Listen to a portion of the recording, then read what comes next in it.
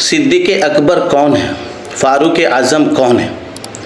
आज तक हम अहले सुन्नत वल जमात जो ये बात जानते हुए आए हैं, सुनते हुए आए, हम या हमारे आबा व अजदाद, बाप दादा, हमारे ख़ानदान वाले जो ये सुने हैं कि सिद्दीक़ अकबर अबू बकर सिद्दीक़ और फ़ारूक़ आज़म हज़रत उमर फ़ारूक रज़ी अल्लाह ताला अन्हु है। क्या ये बात सही है? क्या ये बात जो हम लोग आज तक का जानते हुए आए, क्या ये कहाँ तक का ये सही है? आइए हम लोग किताब से मुताला करते हैं, किताब क्या बताता है इस बारे में सही सनद के साथ। मुअतबर किताब जो है सिया सित्ता की किताबें, उनमें हम लोग देखते हैं कहाँ तक का ये बात सही है। हज़रत अबू बकर और हज़रत उमर को सिद्दीक़ अकबर फ़ारूक़ आज़म के लक़ब बनी उमैया ने दिए अली के बुग़्ज़ में। 40 हिजरी से पहले ना तो अबू बकर को कोई सिद्दीक़ अकबर कहता था, ना उमर को फ़ारूक़ आज़म। ये लक़ब हज़रत अबू बकर सिद्दीक़ और हज़रत उमर फ़ारूक़ आज़म को बनी उमैया के दौर में मिला। 40 हिजरी से पहले ना तो कोई अबू बकर सिद्दीक़ को सिद्दीक़ अकबर कहता था, ना ही हज़रत उमर को फ़ारूक़ आज़म कोई कहता था। ये मौला अली के बुग़्ज़ में बनी उमैया के दौर में ये लक़ब उनको लगाया गया। जबकि हदीस इस क्या कहती है, आइए हम लोग हदीस देखते हैं। हदीस में ये लक़ब किसके लिए है। किताब मुस्नद अहमद बिन हम्बल जिल्द 1 सफ़ा 111, रसूल अकरम सल्लल्लाहु अलैहि वसल्लम क्या फरमा रहे हैं, ला युहिब्बुका इल्ला मोमिन वला युबिग़्ज़ुका इल्ला मुनाफिक व अंत सिद्दीक़ अकबर व अंत फ़ारूक तुफ़र्रिक़ु बैनल हक़्क़ वल बातिल। अली तुमसे सिर्फ मोमिन मोहब्बत करेगा और तुमसे सिर्फ मुनाफिक बुग़्ज़ रखेगा। तुम ही सिद्दीक़ अकबर हो, तुम ही फ़ारूक हो जो हक़ व बातिल में फ़र्क करते हो। अहमद बिन हम्बल की किताब में सही सनद के साथ ये मौजूद है, और भी बहुत सारी किताब में ये मौजूद है। तिरमिजी में मौजूद है, जामिया तिरमिजी में मौजूद है, निसाई में मौजूद है, बहुत सारी किताब में ये हदीस मौजूद है। अगर आप चाहो तो ये हदीस सारे मैं आपको स्नैपशॉट करके अपने चैनल पे लगा सकता हूँ, आप देख सकते हो। आखिर ऐसा क्यों हुआ? रसूल खुदा सल्लल्लाहु अलैहि वसल्लम ने जिनको सिद्दीक़ अकबर कहा और फिर ये टाइटल, ये लक़ब उठ करके किसी और के लिए लगा दिया गया। मौला अली से इतना बुग़्ज़ क्यों? आखिर क्यों? मौला अली का क्या कसूर है जो उनसे इतना बुग़्ज़, जबकि रसूल खुदा सल्लल्लाहु अलैहि वसल्लम उनकी शान में इतनी हदीसें बयान की। जब हदीस की किताब को खंगाला गया, देखा गया, तो सही सनद के साथ अहले सुन्नत वल जमात में हम लोगों में 4,500 से ज़्यादा हदीस मौजूद नहीं है। और जब उसको खंगाला गया ठीक से, तो रसूल खुदा सल्लल्लाहु अलैहि वसल्लम की 3,000 कबल सिर्फ मौला अली के शान में हदीस है। ये हम अहले सुन्नत वल जमात की जो सिया सित्ता की किताब है उनमें मौजूद है। उसके बावजूद भी मौला अली की शान में इस तरह से गुस्ताखी करना, ये मुनाफिकों की पहचान नहीं है। ताज्जुब है इस बात पे कि हम रसूल खुदा सल्लल्लाहु अलैहि वसल्लम की बातों को इनकार करना, फरमान को इनकार करना और फिर अपने आप को मुसलमान कहना, ये शर्म वाली बात नहीं है क्या? ये शर्म वाली बात है, डूब के मर जाने वाली बात है कि हम जिनका कलमा पढ़ते हैं और उन्हीं के साथ गद्दारी करते हैं, उनका फरमान को इनकार करते हैं, कबूल नहीं करते हैं। क्यों? सुन करके। अहले सुन्नत वल जमात जिस तरह से अपने आप को रुसवा कर रहा है आज के दौर में, उसके वजह से तमाम अहले सुन्नत वल जमात रुसवा है, शर्मसार है। अगर आपके नज़रों के सामने अगर हक़ आ जाता है, उसके बाद भी आप कबूल नहीं करते हैं, तो आपसे बड़ा मुनाफिक और आपसे बड़ा बदकिस्मत और कौन होगा? जबकि अल्लाह ने वाज़ेह दलील बयान कर चुका है, अपनी हुज्जत को तमाम कर चुका है, उसके बावजूद भी आप हक़ को कबूल नहीं करते। अहले सुन्नत वल जमात, एक नाज़बी हसन अल्लाह यारी अमेरिका में बैठ करके कई साल से हम अहले सुन्नत वल जमात को चैलेंज कर रहा है। हमारे साहबा के दिन पे, जो मुअतबर साहबा है, उनके ईमान पे सवाल पैदा कर रहा है। और मैं हसन अल्लाह यारी को 5-6 साल से लगातार सुन रहा हूँ, उसका हर मुनाजरा सुन रहा हूँ।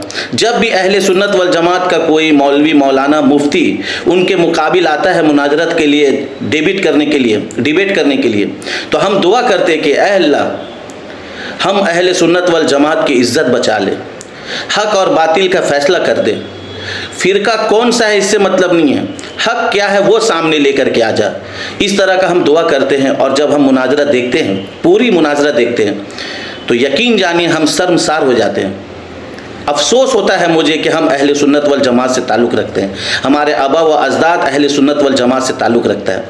जब हसन अल यारी हमारी ही किताबों से हकीकत को बयान करता है, दिखा करके बयान करता है, सही हदीस, सही रावी, सही सनद के साथ, तो हम अहले सुन्नत वल जमात के जितने भी मौलवी, मुफ्ती, मुल्ला, कारी, मौलाना, सब शर्मसार हो जाता है। तो इससे क्या समझ में आता है?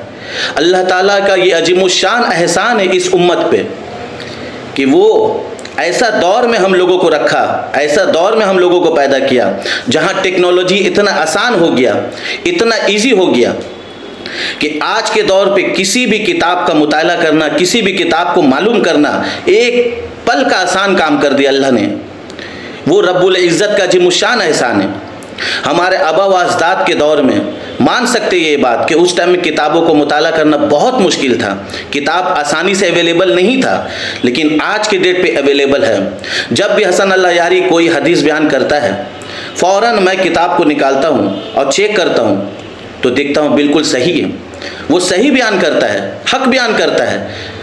उसके बावजूद भी हम लोग उसको नाज़बी, रावजी और पता नहीं क्या क्या गालियाँ दे करके उसको नवाजते रहते हैं, उसको जलील और रुस्वा करते रहते हैं। लेकिन हम अपनी किताबों का मुताला नहीं करते हैं, हम हक जानने का कोशिश नहीं करते हैं। जो सदियों से, सालों से जो सुनते हुए आए हैं, मौलवी मौलाना जो बोलते हुए आ रहा है, बस उसी बात को सुनते हैं और यकीन कर लेते हैं।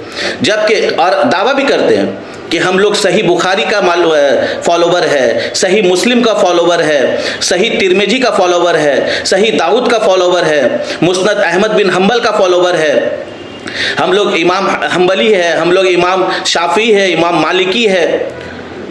ये तमाम दावा हम लोगों का छोटा, बिल्कुल छोटा।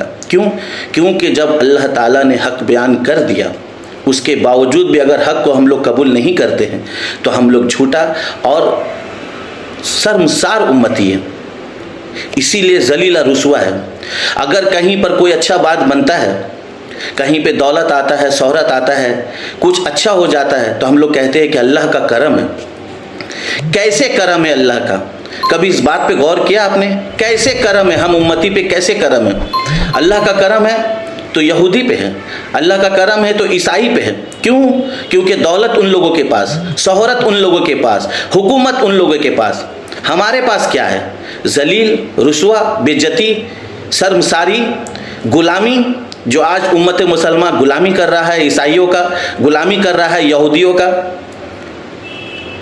उम्मत मुसलमान को जबकि अल्लाह रब्बुल इज़्ज़त ने इनायत फरमाया, अपनी हुज्जत को तमाम किया, उसके बावजूद भी उम्मत मुसलमान गुलामी कर रहा है, शर्मसार है, मुब्तला है, अपनी किताबों से शर्मसार हो रहा है, इल्म से गाफिल है।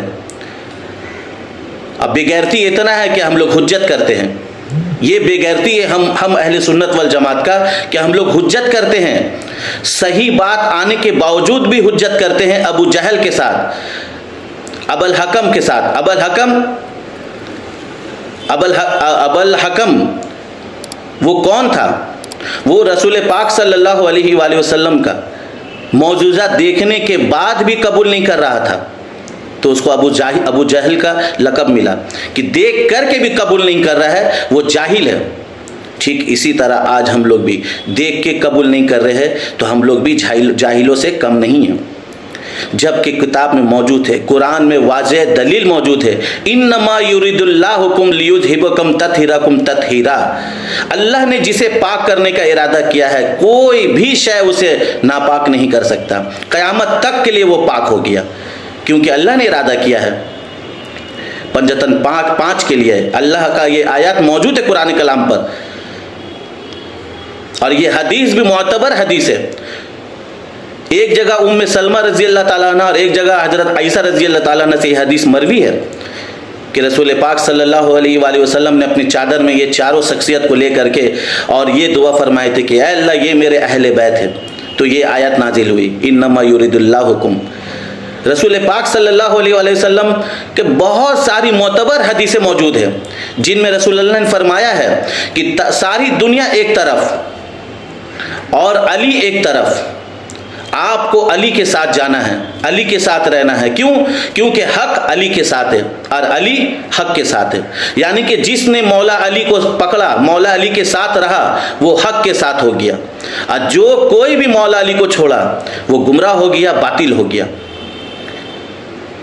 مولا رسول پاک صلی اللہ علیہ وآلہ وسلم کا جب یہ کتاب سے مطالعہ ہوا، پڑھا گیا، معلوم کیا گیا، تو یہ پتہ چل گیا کہ رسول اللہ صلی اللہ علیہ وآلہ وسلم کا جانشین اور وسیع اور خلیفہ صرف اور صرف مولا کائنات، صرف اور صرف مولا کائنات اور کوئی نہیں.